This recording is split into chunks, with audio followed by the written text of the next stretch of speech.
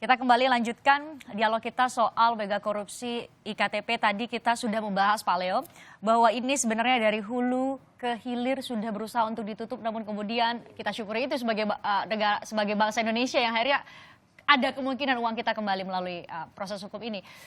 Tapi Golkar termasuk yang diduga sebagai partai, kalau Najarudin sih menyebutnya ada dua tokoh besar dari dua partai besar, yaitu Partai Golkar dan Partai Demokrat, yang dikatakan dapat yang paling banyak nih. Riz, 1,5 tahun saya tidak mau tampil. Tapi begitu muncul ini saya dipaksa oleh jiwa hati nurani untuk muncul, harus bicara. Terus terang secara bangsa Indonesia kita harus sedih ini. Kita harus tengah tiang ini. Banyak banget duit kita diambil ya. Negara ini dalam keadaan darurat. Saya berani mengatakan ini. Darurat kita ini sekarang. Orang mencari uang 25.000 aja susah. Kok ini 2 triliun. Tetapi saya harus ingatkan, Golkar tidak mau jadi bunker, tempat berlindung politisi-politisi busuk. Di Metro TV, di semua TV saya sudah ceritakan. Ada politisi busuk, ada partai yang hitam, ada yang putih. Tetapi saya mau katakan dengan tegas di sini, saya mohon KPK sikat. Tapi ingat, bedakan antara oknum dan institusi Partai Golkar. Saya kader Golkar mulai dari mahasiswa. Saya tidak pernah diajarkan untuk mengambil uang negara. Tetapi kalau ada oknum-oknum di Golkar, saya minta KPK, silahkan. Dan saya minta melalui forum ini, dengarkan saya, orang-orang yang sudah terindikasi segera Anda mundur. Daripada malu daripada rakyat. Terindikasi termasuk Pak Ganjar nih. Pak Ganjar masih bersama kami, Pak Ganjar? Ya. Pak Ganjar, asas praduga tak bersalah tentu berlaku juga untuk Anda karena Anda baru disebut setidaknya berdasarkan konstruksi hukum dalam surat dakwaan. Kalau tadi ada wacana, Anda terganggu nggak sih? Sekarang kan jadi pejabat publik, Gubernur Jawa Tengah. Ya, terganggu. Pasti.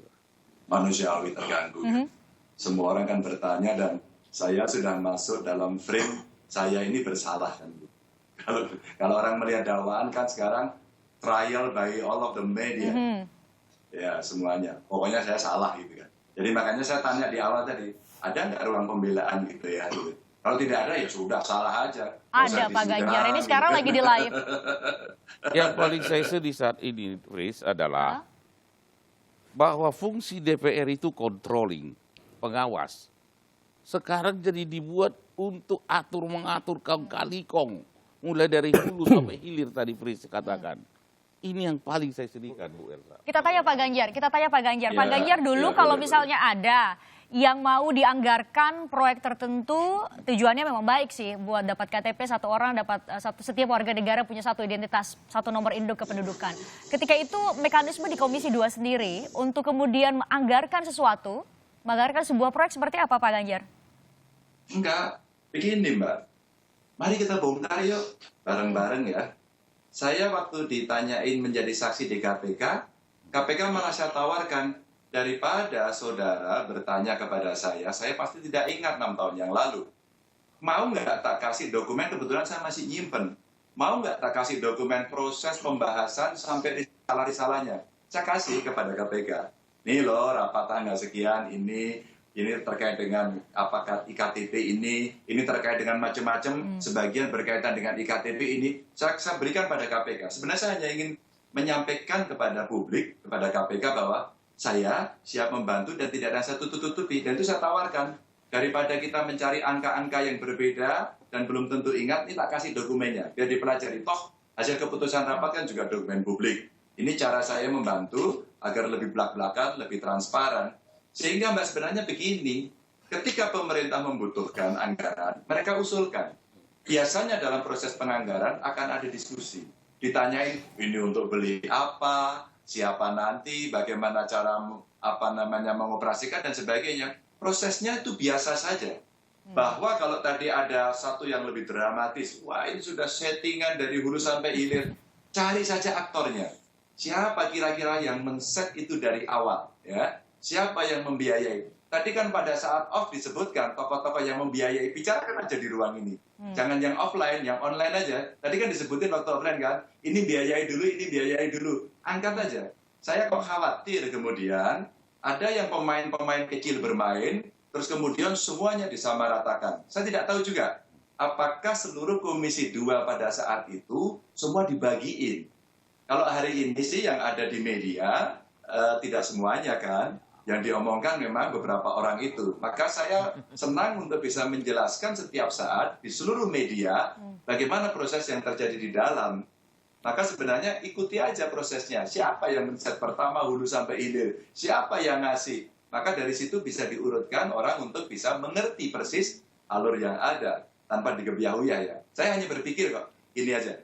Kira-kira 50 orang yang di Komisi 2 itu semua terima semua, atau memang mereka bobrok semuanya, atau ada nggak 1-2 orang yang tidak mau menerima, dia menolak, dia diam saja. Punya nggak kita pikiran semacam itu? Bu Elsa, saya agak sulit Pak membela Ganjar. diri kan itu. Pak Ganjar, Bu Elsa teriak semua nih. Betul, Bu Elsa, kalau menurut penjelasan Nazarudin semua. Komisi Ya, 2 kita nggak ngomong begitu ya. diduga. Yang jelas pengaturan itu kan dari Kementerian Dalam Negeri. Karena ini katanya idenya Pak Gamawan. Memang diajukan. Fungsinya dia. Nah kemudian memang fungsionalnya begini, aturannya Diajukan oleh diajukan kementerian. kementerian, terus diminta persetujuan Karena fungsi anggaran itu dari ada di DPR, betul. DPR, jadi persetujuannya. Nah soal memberi itu kan sudah dibagi-bagi tugasnya ya, dan kalau yang secara detail Nazarudin nggak begitu tahu, tetapi yang besar-besarnya tokoh-tokohnya Nazarudin itu sudah di BAP, jadi BAP itu kan sifatnya pro justisia ya, saya nggak mungkin bicarakan itu. Jadi itu menjadi bagian dari strategi penyidikan. Halo Mbak. Penyidikan. Ya, Pak Ganjar, ya, Halo. ada tanggapan Iya. Pak Ganjar? Enggak, maksud saya gini, umpama ya, kita ini mau bongkar serius dulu umpama. Saya tertarik dengan omongan offline tadi, karena saya ikut mendengarkan dari jauh ini. Yang mana Disebut Pak Ganjar? aja, ya itu loh, tadi kan ada ini yang bandari duluan, ini yang ngongkosi duluan, tadi diomongin aja, biar publik ini melihat. Saya seneng kalau itu bisa diungkap di sini gitu.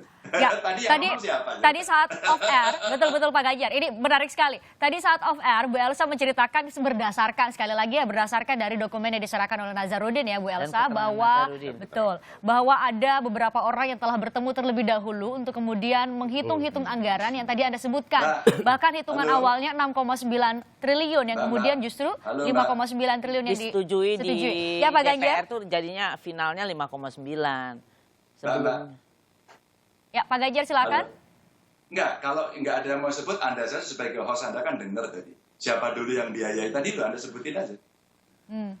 Nanti saya lebih mengikuti karena ini kita dialog, kita tentu menghormati proses kayak gini. hukum. No, enggak. Maksud saya pengen kejujuran yang murni. Jadi antara online dengan offline kita jangan boleh pura-pura kan. Apa yang keluar dari statement-statement kita itu maksud saya yang kita omongkan, kita pikirkan, kita rasakan publik sama. Anda bisa simpulkan. Berani nggak? Ayo, sebut aja tadi. Siapa dulu tadi yang membiayai, yang memodalin tadi loh? Anda sebut aja. Kita tanyakan kepada Bu Elsa. Bu Elsa siapa dulu? Enggak, Bu Elsa. Kalau Bu Elsa nggak jawab, saya mau Anda yang menjawab. Maksud saya biar keluar dan publik mendengarkan. Kan itu asik. Ya kan? Aha. Ya, ini kan kita obrolan kita dengan Bu Elsa dan kita tidak bisa keluar. Pak Ganjar, kami menghindari betul saat on air kita mendahului proses hukum. Jadi apapun yang secara on air atau secara langsung kita sampaikan kepada publik adalah kita dibatasi oleh pro justisia, proses hukumnya. Jadi tidak bisa mendahului dan kita mengerti, saya mengerti Anda meminta Bu Elsa untuk menceritakan apa yang kita obrolkan off air betul. Tapi saya juga menghormati Bu Elsa untuk menghindari bicara ke publik dalam rangka atau dalam tidak di luar dari kapasitas untuk Saya bukan punya kewenangan betul. itu. Tidak pro Tapi justisia saya kita memang berbicara. mengetahui itu. Ya Pak Ganjar. Enggak gini Mbak ya. 2 hari sebelum dakwaan itu dibacakan, itu semua orang sudah membaca dakwaannya Mbak. 2 hari sebelum dibacakan. Maka beredar Oh iya, Pak Ganjar juga sudah baca. Ya kan? Maksud saya gini, kalau Kompas TV hari ini ingin membongkar dengan kejujuran, coba suara-suara belakang tadi dihidupkan lagi. Saya hanya minta itu, tapi kalau keberatan saya nggak maksa kok. Maksud saya, di antara kita para narasumber ini mau nggak memberikan omongan-omongan, maksudnya gini, di depan dan di belakang kita sama gitu. Oke. Saya pengen Anda sebagai host menyampaikan. Baik. Diulang aja Ini ada pembicaraan. 3 narasumber di studio, saya tanya Pak Leo, Bu Elsa, Bang Lusius, mau cerita tadi apa yang kita obrolin secara off air, Pak Leo? Kalau saya hormati hukum, pro justisia apa yang dikatakan Ibu Elsa harus betul. kita hargai. Kita juga menghormati Bu Elsa ya. Kita hanya bisa mengawal KPK agar apa yang diminta oleh saudara Ganjar tadi, ini sahabat lama saya, supaya nanti KPK terbuka. Tapi Mas Ganjar, biarkan aja Mas Ganjar, sabar saja. Saya yakin, aku yakin KPK sudah punya ini, dia akan bongkar ini. Ya. Tetapi tidak mungkin di forum Kompas TV ini. Kita bongkar, karena kita harus hargai mendahului proses hukum. pro justisia itu yang dikatakan Ibu ini tadi. Tapi tampaknya Pak Ganjar masih penasaran nih untuk mendengarkan atau membuat kita membicarakan hal yang secara off air, secara on air. Tapi kita